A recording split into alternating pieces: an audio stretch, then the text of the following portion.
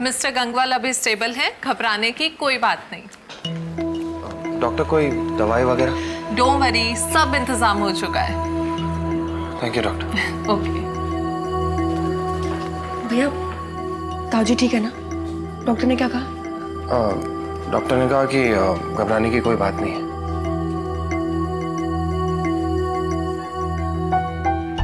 क्या हुआ? अब आप सैड क्यों? भैया निशु, शादी की डेट 30 दिन बाद की आई है। पापा को ऐसी हालत में छोड़ के मैं शादी का ये स्टेप कैसे लूंगा? मैं क्या करूं निशु? भैया 30 दिन में दुनिया पलट सकती है। आप टेंशन मत लीजिए, मुझे अकेडमी जाना है, आकर बात करते हैं। आप ख्याल रखिए।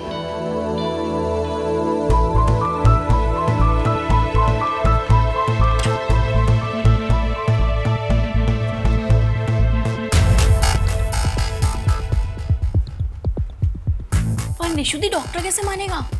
2 कदम आगे हूँ रुकमा डार्लिंग।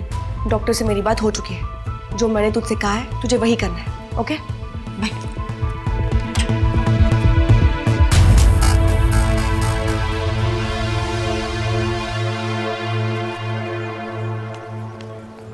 पता है मम्मी, जब आप लोग दिल्ली आए थे पहली बार मैंने पापा को इतना परेशान देखा।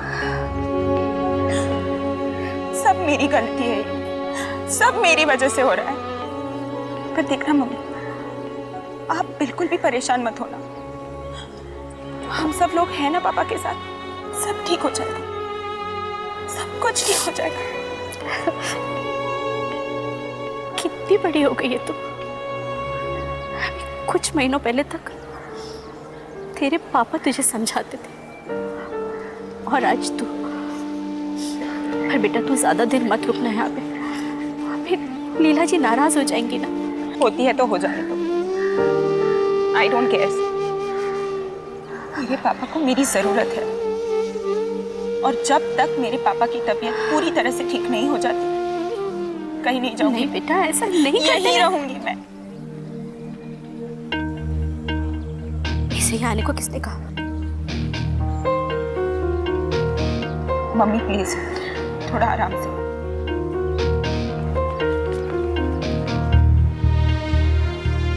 यहाँ आने की क्या जरूरत थी तुम्हें? मैं चली जाऊंगी आंटी जी, हमेशा के लिए। बस एक बार मेरी बात सुन लीजिए आंटी प्लीज। अब सुनने को बचा क्या है? देखा नहीं तुमने? तुम दोनों की वजह से उनकी क्या हालत हुई। नहीं आंटी, आप गलत मत समझिए। उमेश गया था अंकल से बात करने के लिए, फिर उसकी बात करने से ये सब। कैसे दिन आ गए मेरे। अब मेरे बेटे की वकालत करने के लिए बाहर वाले लोग आ रहे हैं। आंटी आप प्लीज ऐसे मत सोचिए। मैं जानती हूँ इस वक्त लड्डू उमेश की क्या हालत हो रही है। मेरे घर में क्या चल रहा है और किसकी क्या हालत है वो मुझसे ज्यादा और कोई नहीं जानता। तुम चली जाओ यहाँ से, चली जाओ। मैं जाने के लिए आई हूँ आंटी, मैं हमेशा के लिए चली जाऊंगी। अब प्लीज उमेश को माफ कर दीजिए। आंटी ये कंगन भी रख लीजिए, सब कुछ इसी की वजह से हुआ है। मेरे पापा चले गए, अंकल की तबीयत खराब हो गई और अब आपकी और उमेश की भी। आंटी मैं आपसे प्रॉमिस करती हूँ मैं दोबारा कभी नहीं आऊंगी। प्लीज उमेश को माफ कर दीजिए आंटी, प्लीज उसे माफ कर दीजिए। अमन चल यहाँ से। मैं जा रही हूँ। अमन चल यहाँ से।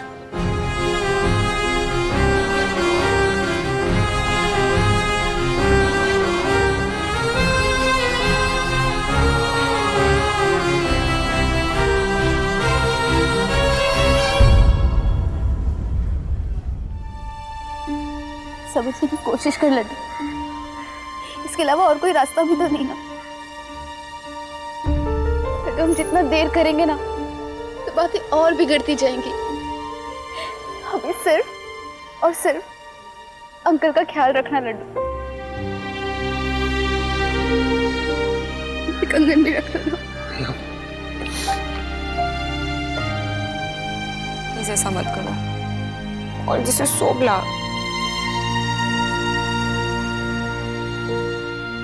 ये टाइम हम सब के लिए मुश्किल है अमन, पर हम सब कजिन्स हमेशा कोई ना कोई रास्ता निकाल ही लेते हैं। विश्वास करो, but please don't do this. Does this नहीं डॉली दी, डू दिस। हाँ भाई, करना पड़ेगा। हमारे प्रॉब्लम का सलूशन ढूंढते ढूंढते पता नहीं क्या से क्या हो गया। मैं और कुछ नहीं देख सकती। आप इसे प्लीज रख लीजिए, मैं इसे नहीं ले सकती, प्लीज। नहीं अमन, प्लीज इन्हें रख लो। अमन, तुम हमारी होने वाली भाभी हो। हम ये कंगन नहीं रख सकते। प्लीज ये कंगन रख लो। हाँ अमन, प्लीज इन्हें रख लो। अमन ठीक कह रही है। इस बार मैं अमन को नहीं रोकूंगा। डॉली प्लीज, मैं ऐसा कुछ नहीं करना चाहता जिससे पापा की तबीयत और बिगड़ जाए।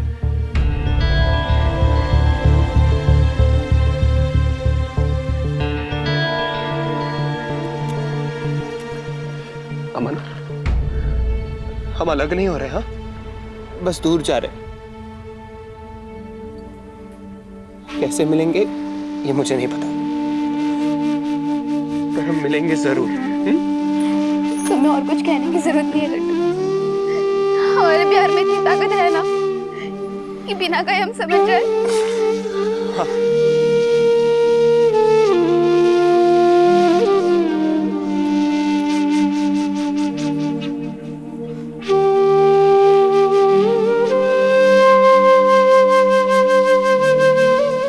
प्लीज ये कंगन रख लो अमन। कम से कम एक होप तो रहेगा कि आज नहीं तो कल हम मिलेंगे जरूर। प्लीज इन्हें रख लो।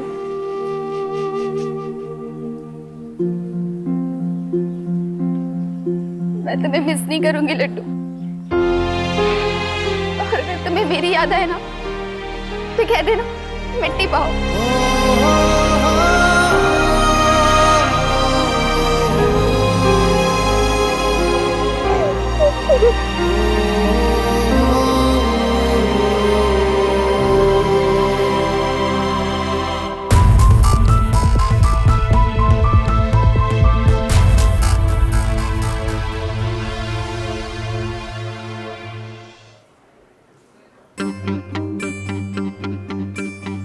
कीर्ति, नाखून मत खाओ। टेंशन मत ले, मैं संभाल लूंगी। अकेले कैसे अमन? करना ही पड़ेगा ना। आई डोंट लाइक इट यार, बेकार ही सही, पर हम कजिन्स के पास हर चीज का कोई ना कोई सोल्यूशन होता ही है। फिर इस प्रॉब्लम का क्यों नहीं है?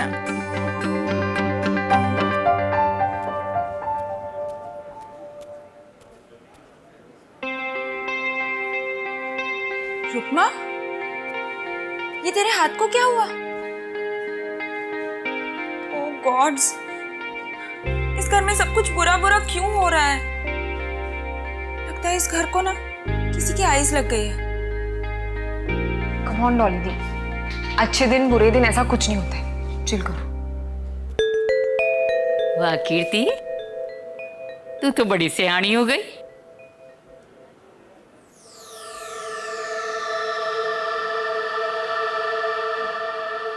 और डॉली बेटा,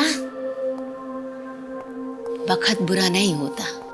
इंसान के फैसले होते हैं नाजुक दौर में, जब भगवान हमारी परीक्षा ले रहा होता है।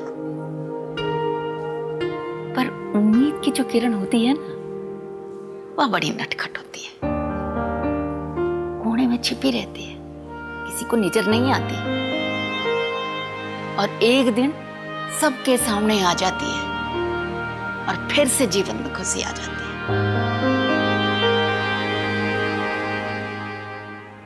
अच्छा भाई रुकमा, ये बता कि तूने हाथ तोड़ने का कार्यक्रम कैसे किया है? बहुत लंबी कहानी है दादाजी। तो सुनाओ। सन 1995 में भोला राम के घर एक लड़की ने जन्म लिया। उस लड़की का नाम उसकी दादी ने रुक्मावती रखा।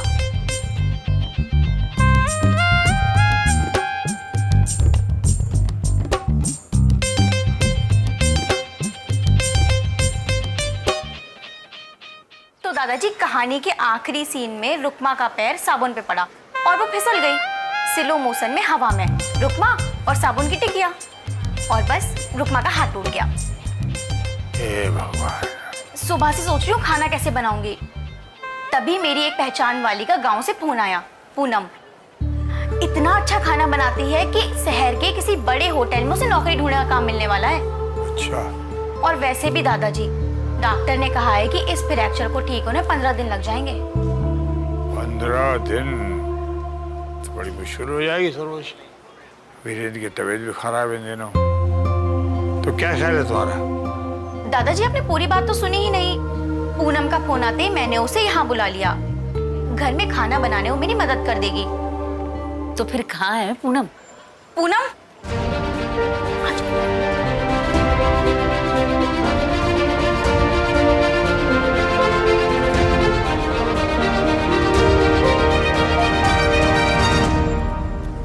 यही है पूनम।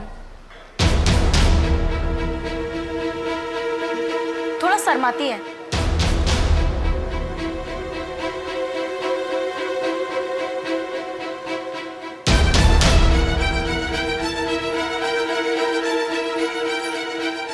जीती रहो जीती रहो। तो तुम खाना बनाती हो? हाँ हाँ दादाजी, सिर्फ खाना ही बनाना आता है इसे। घर का बाकी काम मैं संभाल लूंगी दादाजी।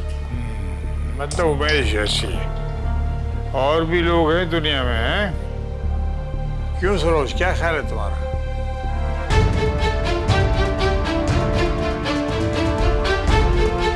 अरे तो सांप सूंघ गया, बोलती क्यों नहीं? और रुकमा कह रही है तो देख लेते भाई, बच्ची की नौकरी से पहले प्रैक्टिस हो जाएगी।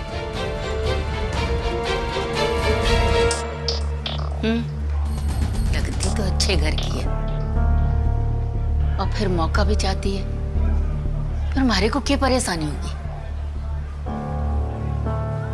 तो ठीक है भाई रुकमा, तुम पे भरोसा कर लेते हैं। तुम भी परिवार का हिस्सा हो, धीरे धीरे ये भी हिस्सा बन जाएगी। और बेटा जिस काम का जिम्मा लेकर आई हो उसमें सफल होकर दिखाना, समझे? पर एक बात का ध्यान रहे, ये जैन परिवार है, यहाँ शुद्ध शाकाहारी भोजन बनता है। वो सब मैं समझा दूंगी। अच्छा अब हम चलते हैं।